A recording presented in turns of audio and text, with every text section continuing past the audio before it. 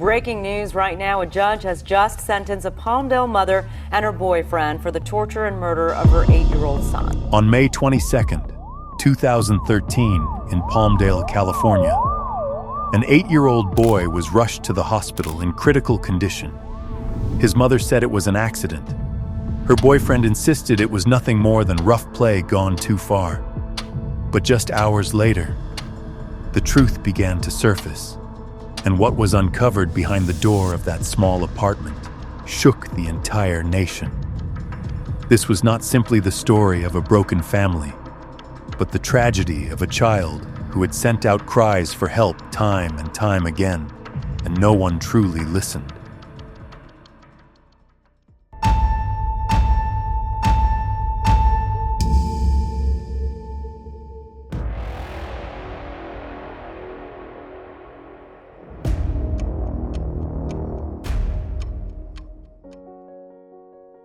Gabriel Daniel Fernandez was born on February 20th, 2005 in California.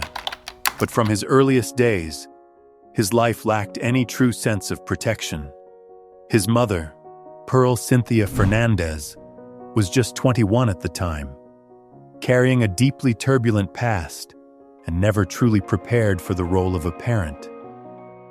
Gabriel's father, Arnold Jose Contreras, was largely absent throughout his son's upbringing, repeatedly entangled in legal trouble related to theft and the use of harmful substances. Pearl's own childhood was far from peaceful. Born on August 29, 1983, she grew up in a deeply unstable household in California, where her father, Robert, frequently moved in and out of jail, and her mother, Sandra, was described by relatives as controlling and emotionally distorted in her expressions of affection. From a very young age, Pearl was exposed to harmful substances, left home in her early teens, and gradually slipped into a directionless lifestyle. Those years left lasting psychological consequences. She was at one point diagnosed with a prolonged emotional crisis accompanied by complex emotional struggles. When she met Arnold, their relationship quickly became unstable. Pearl often described Arnold as someone who caused harm, yet according to those around them, it was she who frequently displayed volatility, jealousy, and excessive control in relationships. All of these factors created a fragile family foundation, one into which Gabriel entered the world without a stable environment to rely on. Although Pearl and Arnold's relationship was deeply unstable, they had 4 children together: Ezekiel, born in 2000, Virginia in 2003, Arnold Jr. in 2004, and Gabriel in 2005. However, this family never truly lived together under one stable roof.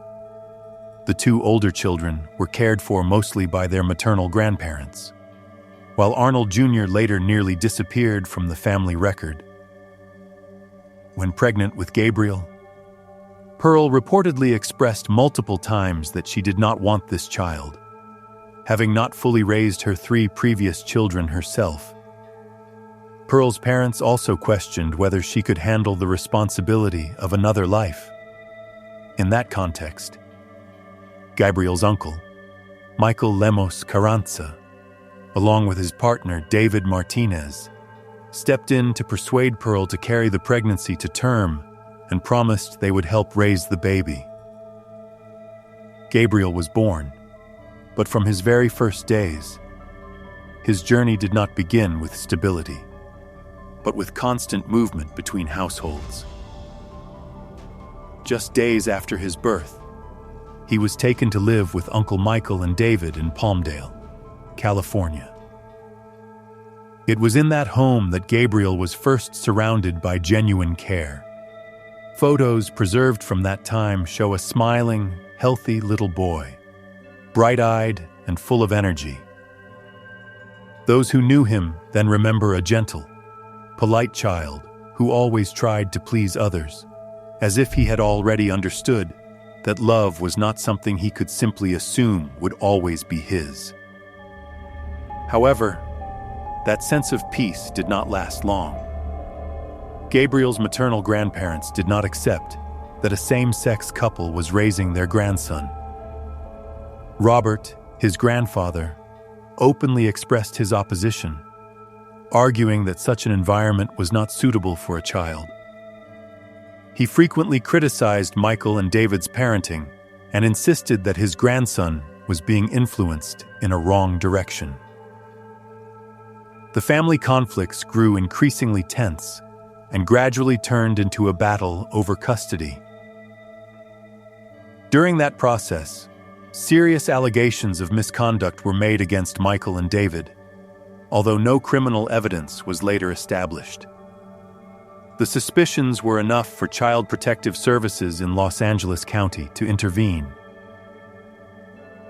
In 2009, Gabriel was removed from the home where he had spent his early childhood and was sent to live with his grandparents in Palmdale, California, alongside his siblings Ezekiel and Virginia. Ironically, this period became one of the rare stretches of stability in Gabriel's life. His grandparents cared for him relatively attentively, and for the next few years, he seemed to regain something close to a normal childhood rhythm. Throughout that time, Pearl was largely absent from her son's life, rarely maintaining contact and never truly stepping into the role of a mother in any meaningful way. Just as Gabriel's life with his grandparents seemed to have found stability, an unexpected turning point came in October 2012. After years of near absence, Pearl suddenly expressed her desire to bring her son back to live with her. She said she wanted to make up for the lost years, to start over as a real mother. Yet behind that declaration, several relatives believed there were financial motives involved, as having another young child would qualify her for additional government assistance from the state of California.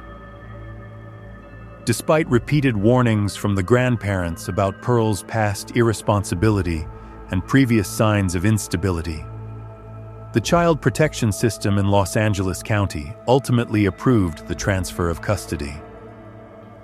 That decision completely altered the trajectory of Gabriel's life. He left the home where he had once felt protected and moved into a small apartment in Palmdale, California, where Pearl was living with her two older children, Ezekiel and Virginia, and her new partner, Isauro Aguirre.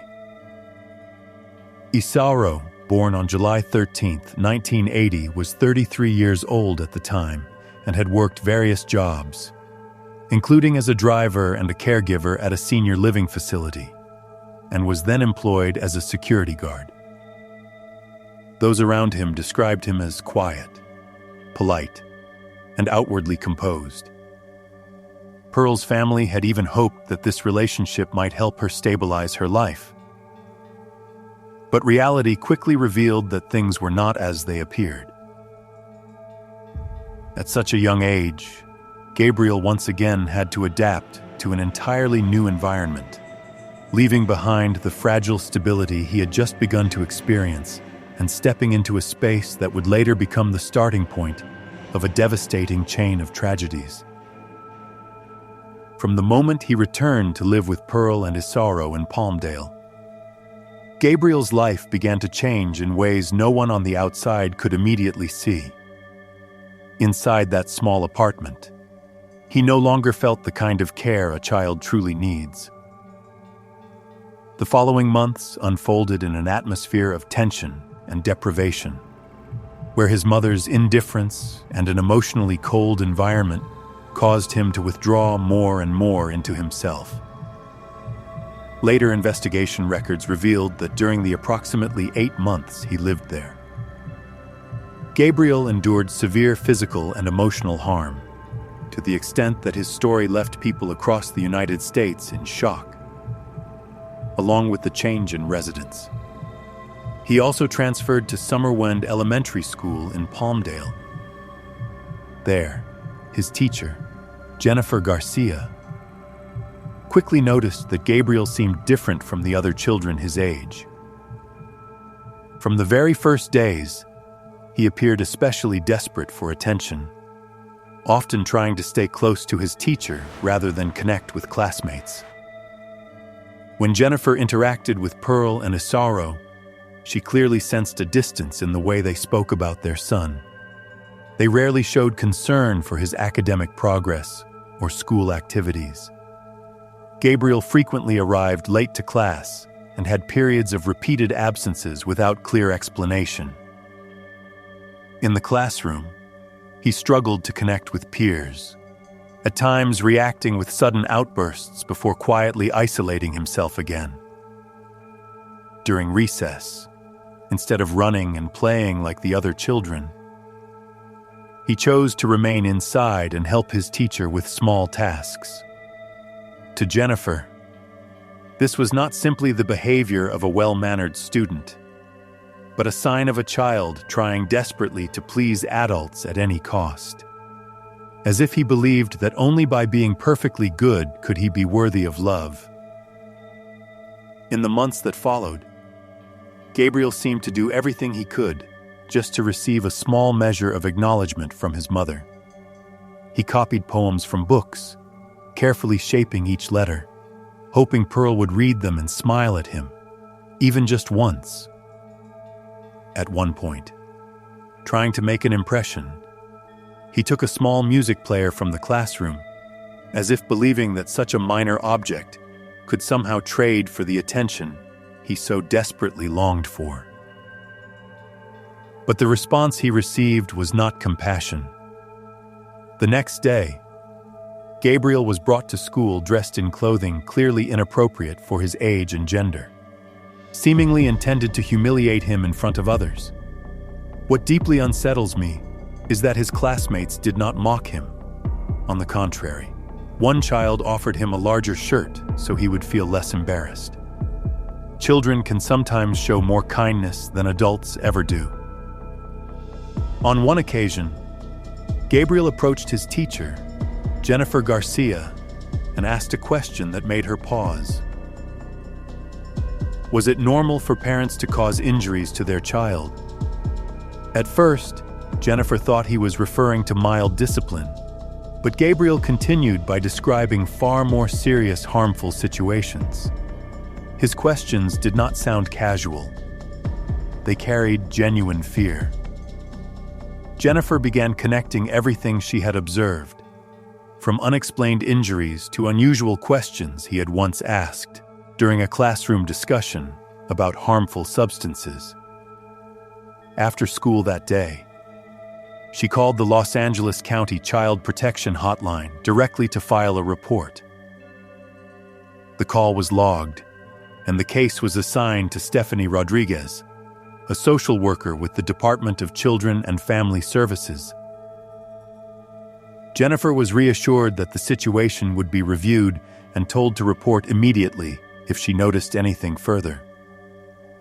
She believed she had done the right thing and that Gabriel would be protected. But just days later, during a parent-teacher conference, Pearl suddenly blurted out that she did not harm her children, even though no one had mentioned any accusations. The statement left the room in silence. Jennifer did not know how to respond. But inside, a deep unease began to grow, a sense that what was happening might be far more serious than it appeared on the surface. November 26th, 2012 was a morning Jennifer Garcia would never forget. That day, Gabriel arrived late to class, and the moment he walked in, the attention of the entire room shifted toward him. His hair had been cut unevenly, his scalp visibly marked with scabbed abrasions. A few soft giggles rippled through the classroom, not out of cruelty, but because children often react to what seems unusual. Gabriel stood still, unsure how to explain. Jennifer swallowed the lump in her throat and gently told him that if anyone asked, he could simply say his mother had cut his hair that way. That afternoon, She tried to contact Stephanie Rodriguez from the Los Angeles County Department of Children and Family Services, but received no response. So she left a message detailing the new condition of her student. 3 days later, Gabriel appeared with a split lip and an exhausted expression. When asked, he plainly said that his mother had caused the injury. Jennifer called the social worker again. This time, someone answered, but the only response she received was that confidentiality rules prevented them from sharing specific case details. As time passed, Gabriel's condition did not improve. It grew increasingly concerning. During outdoor activities, he often lagged behind, complaining of pain in his arms and legs.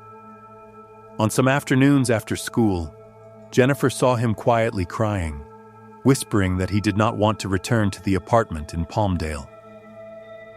By the end of January 2013, the severity of the harm had become undeniable. One morning, Gabriel entered the classroom with swollen eyes and multiple bruises across his face. He was taken to the school nurse immediately. At first, he said he had fallen off his bicycle, but when Jennifer gently asked again, the boy admitted he had been injured with a dangerous household object. The teacher felt herself go still, a deep sense of helplessness seeping into her thoughts. She could not promise that everything would be okay, nor could she immediately change his circumstances.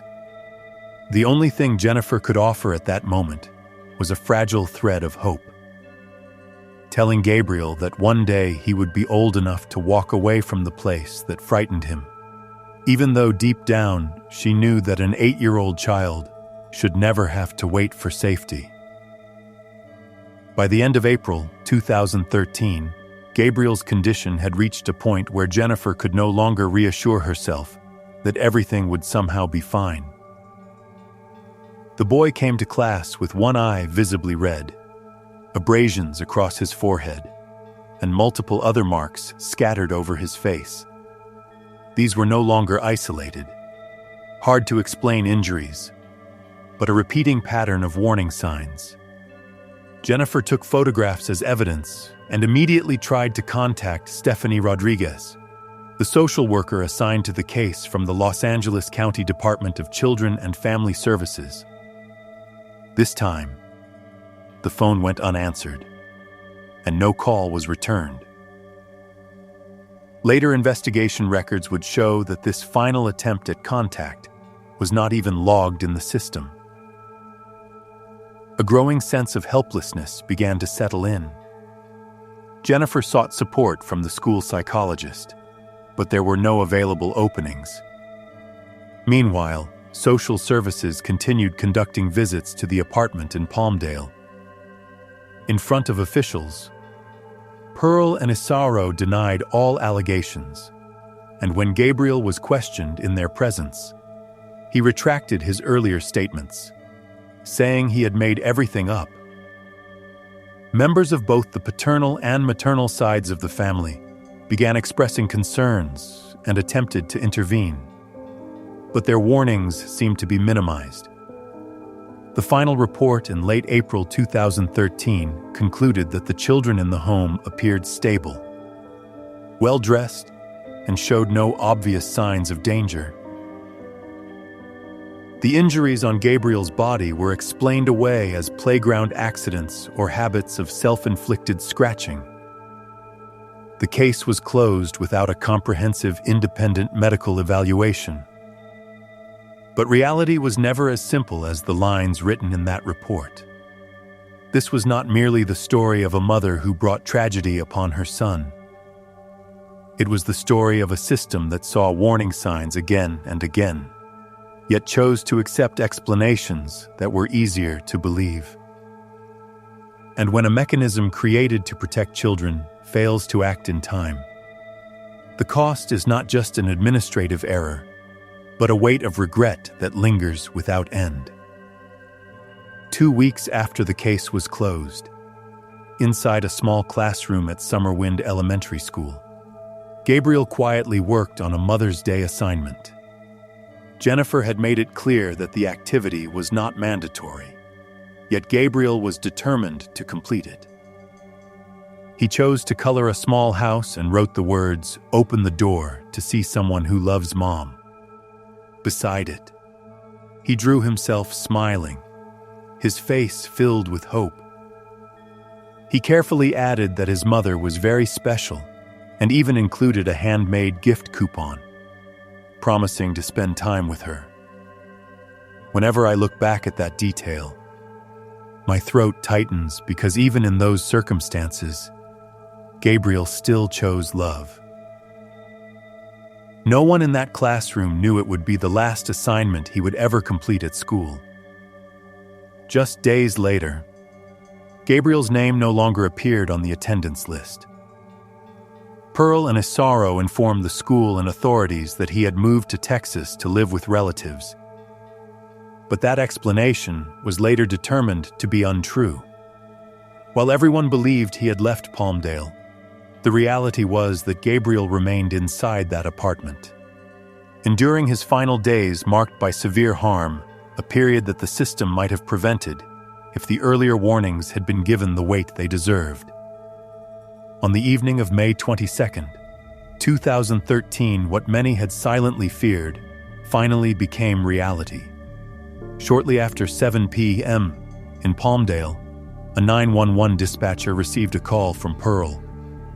Her voice was frantic as she reported that her youngest son was unresponsive and appeared to have stopped breathing. 911 emergency. Yes, I would like to, my son is not breathing. Your son is what? He's not breathing. Hold on 1 second. I'm going to transfer you over to the fire department. Don't hang up. My son is 8 years old. It's your son, okay. And he's not breathing? No. Is he having a seizure? No, he was wrestling with my other son, and I came in and he just was unconscious. Okay, do you have the paramedics on the way right now? Are you right there with him? Yes, I'm right here. Okay, do you know how to do CPR? I'm just doing the compulsion from the chest right now. Okay, and you I need should to feel breathe for him. If he's not breathing, you need to do 2 breaths and 30 compressions. Just need you to keep doing that until the paramedics come, okay? They're on their way. They're coming as fast as they can. During that same call, Isaro also spoke to the dispatcher, claiming that Gabriel had been injured while playing with his siblings in the home. But when first responders arrived at the apartment in Palmdale, they quickly realized the boy's condition did not resemble an ordinary accident. Gabriel was found in the bathroom, his body showing numerous signs of severe harm accumulated over time. Paramedics immediately assessed him and discovered he had no pulse. They began emergency resuscitation efforts and transported him to the nearest hospital. There, doctors worked relentlessly to sustain his life. But the injuries on his body indicated he had endured prolonged trauma rather than a single sudden incident. Shortly after being admitted, Gabriel fell into a state of irreversible neurological collapse. Despite intensive medical support, he survived only 2 more days and passed away on May 24th, 2013. The subsequent medical report confirmed multiple serious injuries across different areas of his body, some recent and others older. Experts concluded that Gabriel had suffered repeated harm inflicted with dangerous objects and had fallen into a state of extreme physical deterioration due to prolonged neglect. Those findings not only contradicted the initial explanation of an accident, but also opened one of the most shocking criminal cases in the United States at that time. In the early morning hours of May 23, 2013, just hours after Gabriel was rushed for emergency care, Pearl and Isaro were taken into custody by authorities. When investigators searched the apartment in Palmdale, they documented numerous irregular signs inside the home, indicating this was not an isolated accident. within the shared living space. Physical evidence suggested that a child had endured repeated serious harm over time. Several household items capable of being used to inflict injury were collected as evidence, including rigid objects and devices that could generate significant force. Forensic specialists also identified markings on the walls and floors consistent with a prolonged pattern of severe mistreatment rather than a sudden incident. In addition, inside the apartment was a locked wooden box, later determined to be a place where Gabriel had been confined for extended periods. Most of his personal clothing was gone, leaving only a few items inappropriate for his age and gender, while many of his other belongings had been discarded. During questioning, investigators observed that Isauro expressed deeply entrenched gender-based prejudices and had used degrading language to humiliate Gabriel. According to prosecution records, Isauro admitted to repeatedly causing serious injuries to the boy, including forceful impacts to the head and body. These statements, combined with the physical evidence from the scene, reinforced authorities' conclusion that what happened to Gabriel was not an accident, but the result of a prolonged pattern of cruelty within the very place where he should have been safest. So, exactly what happened. Cold hard fact now. I've seen him. You get him over there. During interrogation, Isauro stated that everything began over something seemingly minor. Gabriel was accused of failing to clean up his toys as instructed. The frustration quickly escalated into severe harm. According to prosecution records, both Isauro and Pearl participated in punishing the child in various ways, using dangerous household objects that were readily available. The repeated forceful impacts pushed Gabriel's condition into a critical state. When they realized he was no longer responsive, instead of seeking immediate help, they attempted to construct a story about an accident to explain his condition before calling for emergency assistance. Isauro admitted that he directly inflicted most of the injuries, while Pearl claimed she was present but did not intervene. That explanation, however, did not convince Gabriel's family or investigators, especially when viewed alongside the broader history of neglect and the earlier warning signs. Notably, during questioning, Pearl rarely mentioned her youngest son. Instead, she focused on asking about her two other children and the pets in the apartment, expressing concern that they might be left alone. That detachment further intensified public shock and raised painful questions about the responsibility of the adults in Gabriel's life. Initially, after being taken into custody on May 23, 2013, Gabriel Fernandez was held on charges of severe child endangerment, while Isauro Aguirre faced charges related to causing fatal harm that had not yet been finalized. However, when Gabriel passed away on May 24th, and forensic findings, along with scene evidence, were further substantiated, the Los Angeles County District Attorney's Office elevated the charges to the most serious offense under California law, including a special circumstance allegation involving prolonged cruelty. Both defendants entered pleas of not guilty in the early stages. Prosecutors considered adding a hate-based motive element due to documented gender-related prejudice reflected in the case file, but ultimately chose to proceed under child harm charges with special circumstances, as that framework allowed them to seek the maximum penalty permitted under state law. As legal proceedings began, Gabriel's family and the Palmdale community held his funeral and cremation in an atmosphere of overwhelming grief. Outside the apartment where he had lived, a memorial mural was painted and a tree was planted, where neighbors placed flowers and stuffed animals as a reminder that the boy had once existed and deserved love. Initially, Prosecutors intended to try Pearl and Isauro together in a single trial. However, when Pearl's attorneys requested comprehensive psychological evaluations to assess her competency and level of legal responsibility, the case grew more complex. Ultimately, the district attorney's office decided to sever the defendants and proceed with 2 separate trials, marking the beginning of a prolonged legal process that drew nationwide attention across the United States.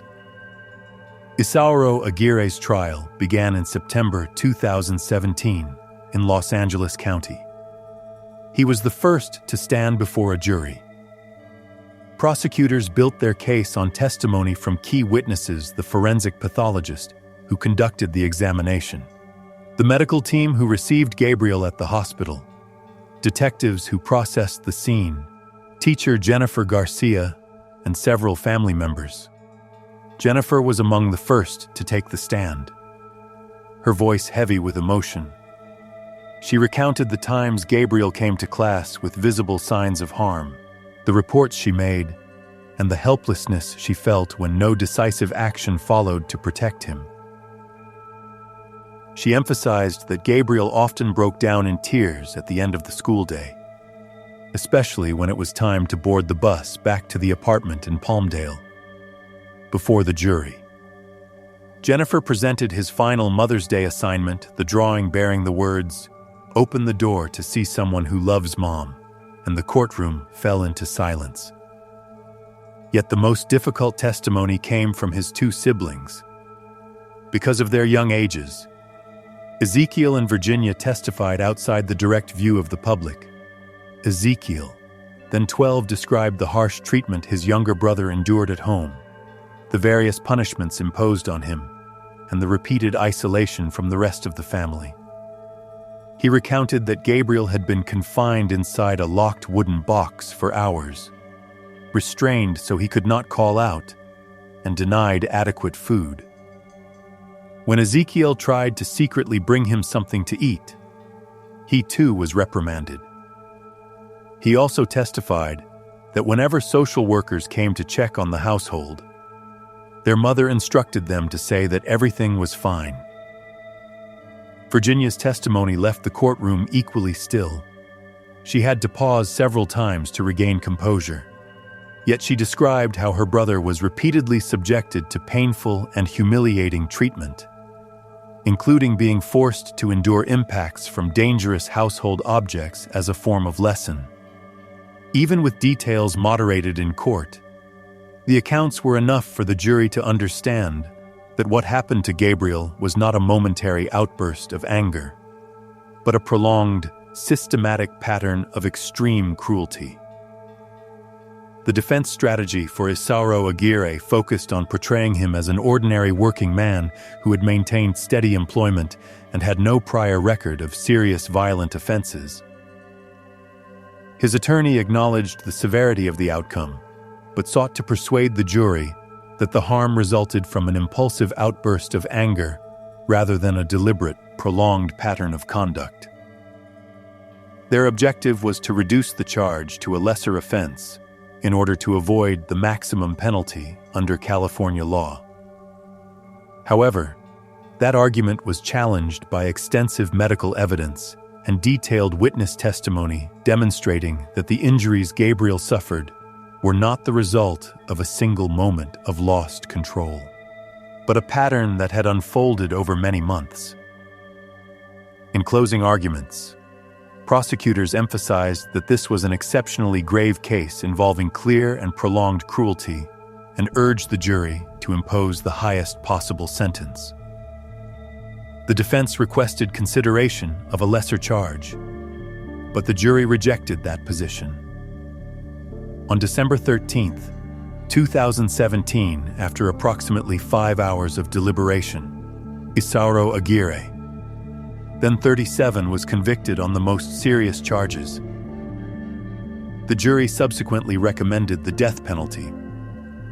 As for Pearl Fernandez, her attorneys proposed a plea agreement in exchange for life imprisonment, without the possibility of parole. seeking to avoid a lengthy trial that would require Ezekiel and Virginia to testify again. The district attorney's office accepted the agreement in part out of consideration for the wishes of the two surviving children. On June 7, 2018, the final sentences were formally imposed. Isauro Aguirre was sentenced to death and transferred to San Quentin State Prison to await execution under state regulations, while Pearl Fernandez received life imprisonment and was incarcerated at the Central California Women's Facility. During sentencing, the judge stated that what Gabriel had endured was beyond comprehension and affirmed that the responsibility of both defendants was undeniable. The case did not end with the responsibility of the two adults inside the apartment in Palmdale. It also sparked a far-reaching debate about the role of the child protection system in Los Angeles County. Investigation records revealed that before the tragedy occurred, Gabriel had been assessed multiple times using the internal risk assessment tool of the Department of Children and Family Services. The results placed him in the very high category, meaning he required close supervision.